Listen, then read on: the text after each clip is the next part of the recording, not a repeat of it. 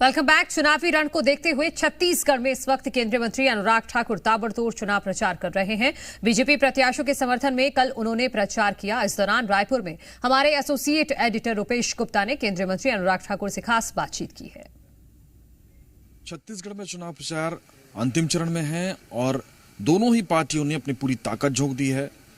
अनुराग ठाकुर केंद्रीय मंत्री छत्तीसगढ़ आए हुए हैं, यहाँ पे प्रेस कॉन्फ्रेंस की और उसके बाद लगातार पार्टी को लेकर के काम कर रहे हैं। हमारे साथ अनुराग ठाकुर जी हैं।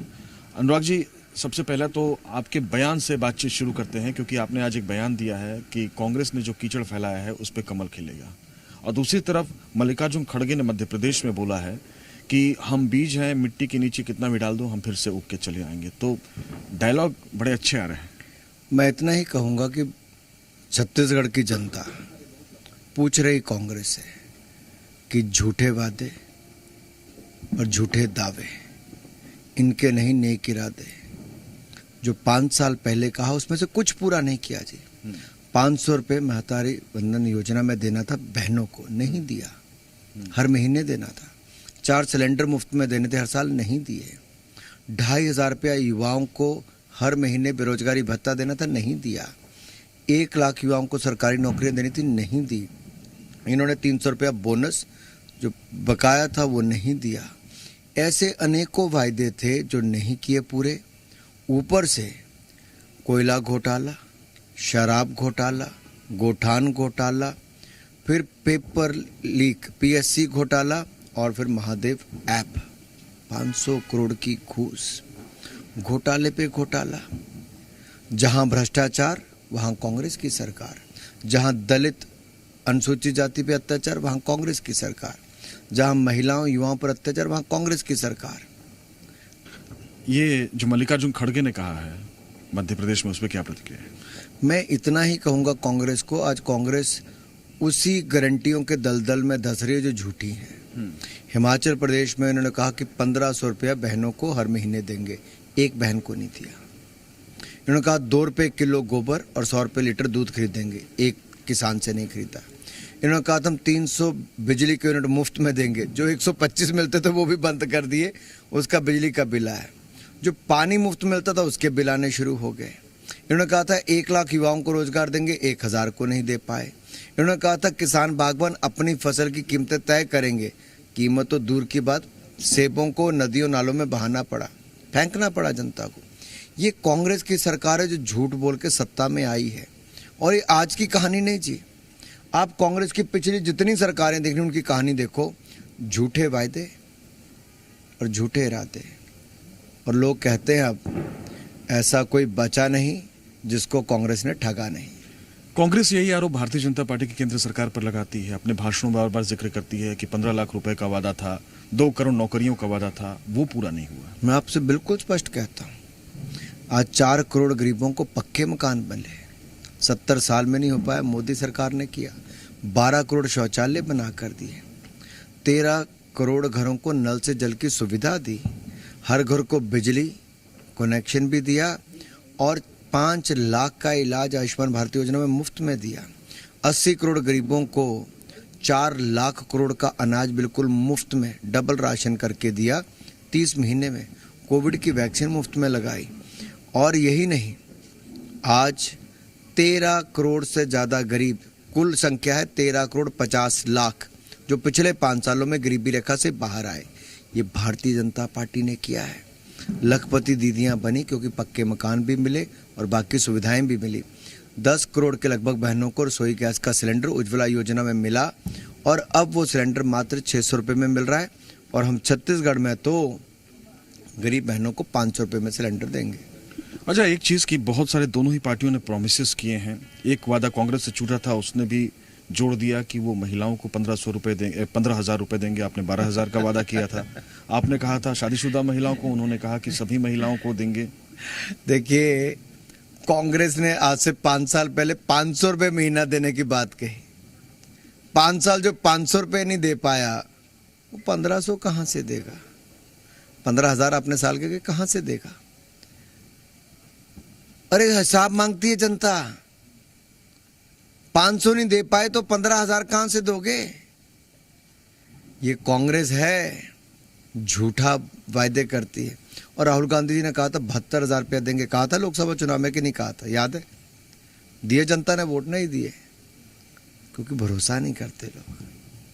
अच्छा, एक चीज और कि कांग्रेस इस चुनाव में जो बहुत सारे प्रोमिसेस कर रही है उसमें जाति जनगणना की बात कर रही है। बीजेपी के नेता इस पर कोई बात नहीं कर रहे हैं, क्या स्टैंड है बीजेपी का? बीजेपी ने स्पष्ट कहा है हमें जातीय जनगणना से कोई दिक्कत नहीं, लेकिन इसको सोच समझ कर ही करना चाहिए। क्या दिक्कत है?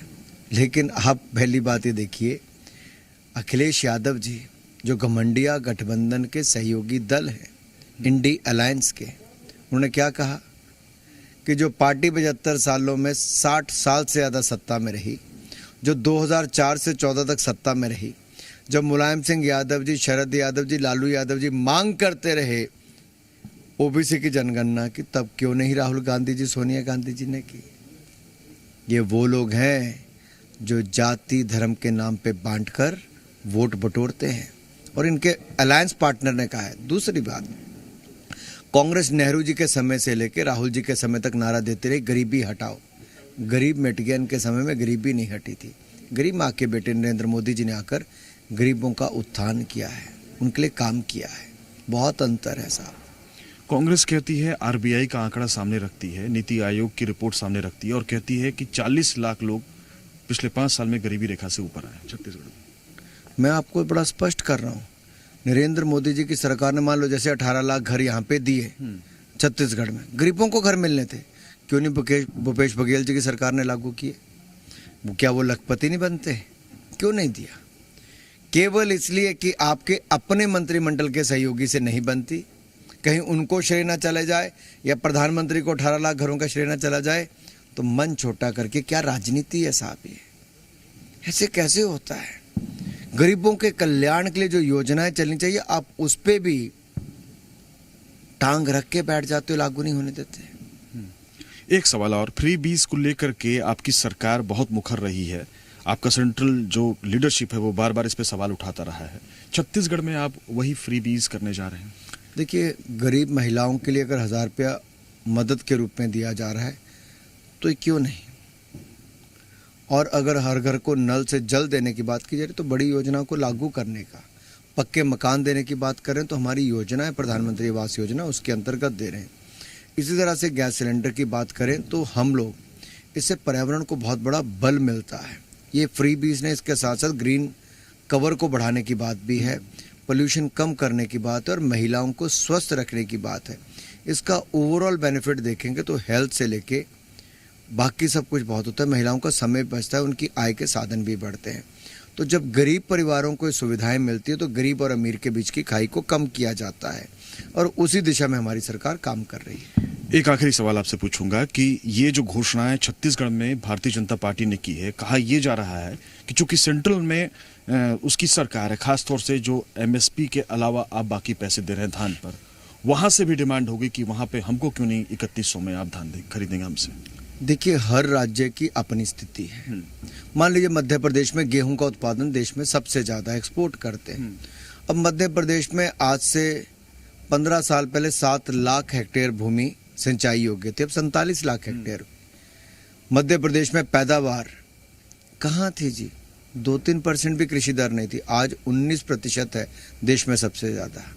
मध्य प्रदेश एक बीमारू राज्य था, आज अग्रणी राज्यों में आने की स्थिति में खड़ा हुआ है। तो 15-20 साल जो भारतीय जनता पार्टी ने दी उसका लाभ मिला। अब छत्तीसगढ़ में ब्रेक क्यों लगी?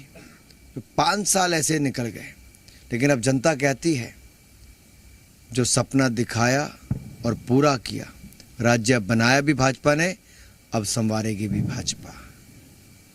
बहुत बहुत शुक्रिया हमसे बातचीत करने के लिए। तो ये थे केंद्रीय मंत्री अनुराग ठाकुर जो कह रहे थे कि छत्तीसगढ़ में भारतीय जनता पार्टी की सरकार बनने जा रही है।